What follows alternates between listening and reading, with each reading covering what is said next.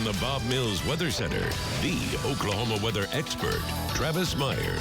It is twilight right now, but a gorgeous sunset has been underway. As we mentioned before, so much better than early this morning. So many people were stressing out driving, and a lot of them go, oh, and all of a sudden it was slick and dangerous. And it just all happened about the same time.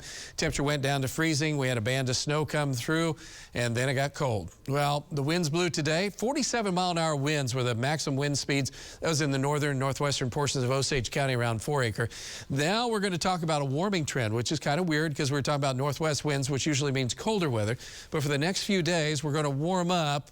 And this is a heat wave compared to where we're headed, because right after that, our temperatures sink. And we're talking about serious cold weather, strong north winds, a little bit of snow, not a ton the way it looks right now for Friday night. We'll look at that on Future View in a minute. And then notice how we stay below freezing for an extended period of time.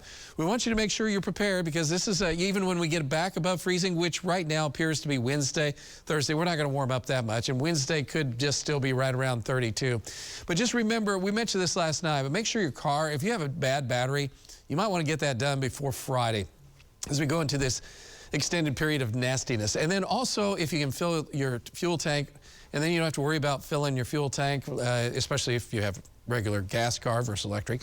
And then antifreeze, make sure that you have that. Also, all your hoses unhooked outside and faucets insulated if they're not self-draining. Inside, keep your indoor faucets and pipes warm. We usually say open cabinets, and keep water, just a little bit light water running. Not a huge stream, just a little bit of a light one, but not dripping either. All right, an extra coat or blanket in your car, because we're going to run into this, and we don't run into it often enough to be professionals. Folks in Minnesota, probably even as far south as Nebraska, northern portions of Missouri, kind of laugh at us. But some sand and salt ready, because there'd be just enough similar to this morning to have some problems. And with space heaters in your home, make sure you got everybody on the same page and not having any blankets, anything close, and no candles. Candles are like one of the big problems that happens. Starts fires, we fall asleep, and then all of a sudden things can go south in a hurry. So make sure you're taking care of that. All right, so today it was cold because we're on the backside of that system, and we had tornadoes down to the south and southeast. There were some injuries as well in Florida. And so this system will continue to move to the east and wrap snow around. So that's all pulling out. The next storm system is quickly coming in out of the Pacific Northwest.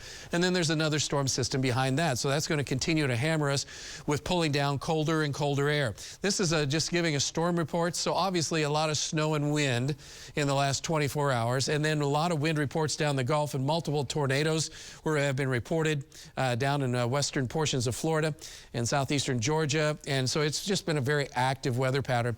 Our amounts of snow, as I mentioned before, about 1/10 of an inch around Tulsa to up to 4/10 of an inch. A little bit heavier amounts just off to the east near Pryor and extending down to northern Cherokee County, and then northwest Oklahoma. We were showing you the blizzard conditions that were out there. Our skies cleared, and so that's setting us up for clear skies tonight. We're in the 20s to low 30s at this time. We're not going to get super cold tonight because it isn't Arctic air. It's more of a westerly wind that'll be around, then becoming southerly for a while tomorrow morning. So I'll keep it from really getting cold because it'll be mixing the air a little bit. We'll be in the 20s. It'll be cold, and the wind will be blowing about 20, 25 miles an hour in the morning. That's cold, no matter how you cut it. The afternoon, not too bad. Winds will not be quite as strong late in the afternoon. We should manage to get in the low 50s. Then we get into Thursday. We're in the 20s to low 30s, and then we're in the afternoon. Great.